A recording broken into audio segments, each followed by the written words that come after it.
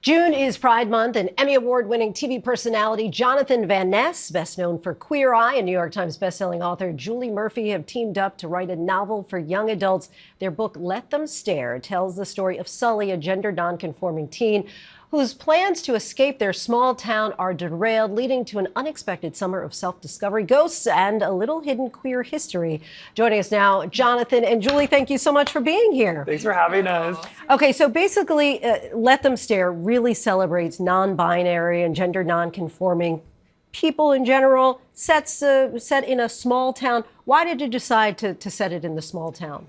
I mean, I definitely think that Let Them Stare centers a non-binary character in Sully, but I think that Sully faces a situation that many non-binary people face and young people face, non-binary or not, which is a community that doesn't necessarily understand them, doesn't necessarily celebrate them or meet them where they're at.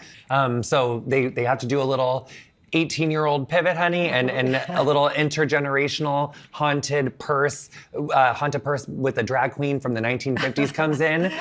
Sprinkled in, yes, for good measure. And that's in Rufus. And so Rufus and Sully make up for a very dynamic duo, and they are learning all sorts of mysteries all over Hearst, Pennsylvania. And Rufus is from the 1950s, yes. really, drag queen. Yes. And he brings a lot of the queer history into it. Why was that important?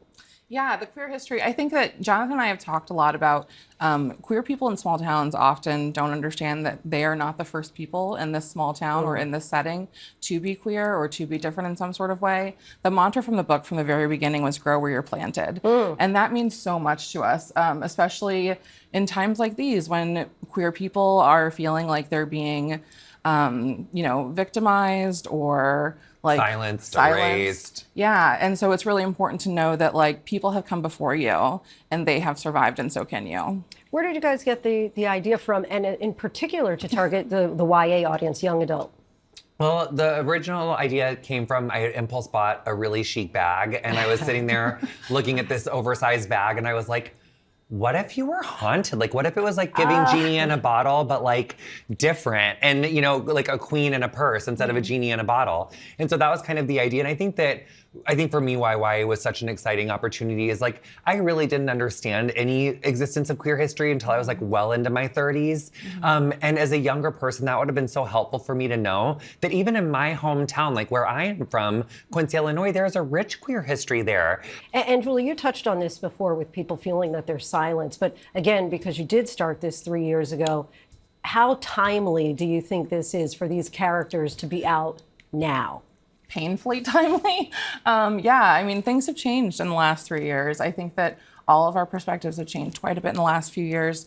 But I'm really excited for young people to have this book in this moment because it's the kind of book that I needed when I was a young person, and I know it's the kind of book that Jonathan needed as well. Yes, I think that really is so much of the inspiration in Let Them Stare is that so much of the stories that we're told are like, you have to escape your small town. You got to get to that big city. And for so many people, that's just not possible. Yeah. And not only is it not possible, but why can't being where you are from be cool and be sought after and be something to be celebrated? And I see people doing it all the time, but we just don't see these stories like being told. And so I was like, honey, let's tell this story. Yeah, we talked a lot about if you can't see it, you can't be it.